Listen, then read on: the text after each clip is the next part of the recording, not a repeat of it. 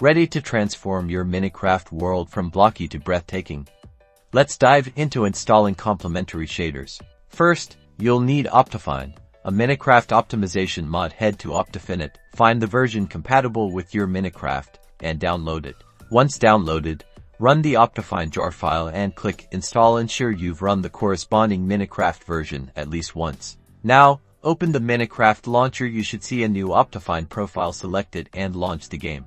In Minecraft, go to Options, then Video Settings. You should now see a Shaders option. Click it. Next, download complementary shaders from a trusted source like CursorForge or Modrinth. Locate your Minecraft Shaderpacks folder, drag and drop the downloaded complementary shaders zip file into this folder. Do not unzip the file. Back in Minecraft, in the Shaders menu, you should now see complementary shaders listed. Click on it to apply the shaders. And there you have it, complementary shaders are installed. Tweak the shader settings in the Shaders menu for optimal performance.